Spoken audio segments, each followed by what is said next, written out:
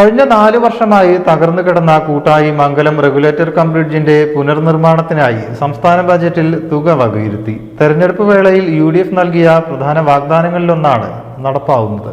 മണ്ഡലത്തിന്റെ വികസന കുതിപ്പിന് വേഗം കൂട്ടുന്ന തിളങ്ങട്ടെ നമ്മുടെ തവനൂർ പദ്ധതിയുടെ ഭാഗമായാണ് ഈ നേട്ടം. റെഗുലേറ്റർ കം ബ്രിഡ്ജ് തകർന്നതിനെ തുടർന്ന് പ്രദേശവാസികൾ നേരിട്ടിരുന്ന യാത്രാക്ലേശത്തിനും കൃഷി ആവശ്യങ്ങൾക്കുള്ള ജലക്ഷാമത്തിനും ഇതോടെ ശാശ്വത പരിഹാരമാവും. വാഗ്ദാനം യാഥാർത്ഥ്യമാക്കാൻ മുൻകൈയെടുത്ത തവനൂർ MLA VS ജോയിക്കും സർക്കാരിനും മംഗലം പഞ്ചായത്ത് UDF കമ്മിറ്റി നന്ദി അറിയിച്ചു. വർഷക്കാലമായി തകർന്ന ഒരു പാലം, അതിന് നേതൃത്വം കൊടുക്കുന്ന ഈ പ്രദേശത്ത് നേതൃത്വം കൊടുത്ത MLA KT ജലീൽ ആ പ്രദേശത്തെ പാലം നിർമ്മാണത്തിന് എന്ന് മാത്രമല്ല അതിന്റെ തകരാറുകൾ പരിഹരിക്കാൻ പോലും യാതൊന്നും ചെയ്തില്ല എന്നതിന്റെ വസ്തുതാപരമായ ഒരു സൂചനയാണ് ഇന്ന് കേരളത്തിന്റെ സംസ്ഥാന ബഡ്ജറ്റിലൂടെ കൂട്ടായി റെഗുലേറ്റർ കം ബ്രിഡ്ജ് പുനർനിർമ്മിക്കുന്നതിന് വേണ്ടി ഫണ്ട് അനുവദിച്ചുകൊണ്ട് ഇന്നത്തെ ബഡ്ജറ്റിലൂടെ നമുക്ക് മനസ്സിലാക്കാൻ സാധിച്ചത്. ഒട്ടനവധി സമയങ്ങളിൽ ഇവിടുത്തെ രാഷ്ട്രീയ പാർട്ടികളൊക്കെ തന്നെ MLA എന്ന നിലക്കും സംസ്ഥാന ഗവൺമെന്റിനോടും ഇവിടുത്തെ രാഷ്ട്രീയ പാർട്ടികൾക്ക് നേതൃത്വം കൊടുക്കുന്ന ഭരണത്തിന് നേതൃത്വം കൊടുക്കുന്ന CPM-ന്റെ നേതൃത്വം ഉൾപ്പെടെ എല്ലാവരും ആവശ്യപ്പെട്ടിട്ടും ഈ പാലത്തിന്റെ കാര്യത്തിൽ യാതൊരുവിധ നടപടിയും സ്വീകരിക്കാൻ MLA-യോ സംസ്ഥാനം ഭരിച്ചിരുന്ന ഗവൺമെന്റോ തയ്യാറായിരുന്നില്ല.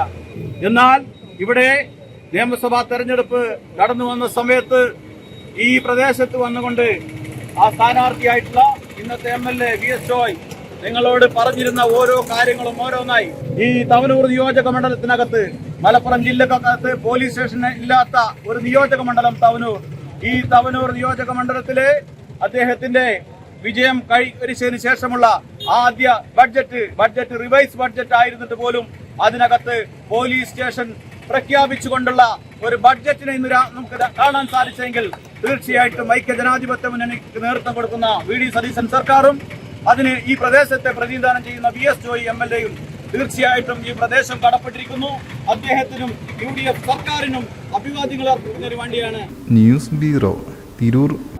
നമ്മുടെ കുബൂസ്, അത് നമ്മുടെ ഗൾഫിൽ കിട്ടുണ്ടായിരുന്ന കുബൂസില്ലേ, നിനക്കിഷ്ടപ്പെട്ട ആ കുബൂസ്.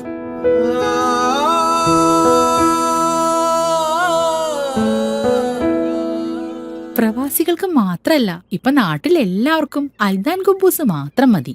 അൽദാൻ കുബൂസ് ഇപ്പൊ ന്യൂ ജനറേഷന്റെ ഇഷ്ട കുബുവല്ലേ.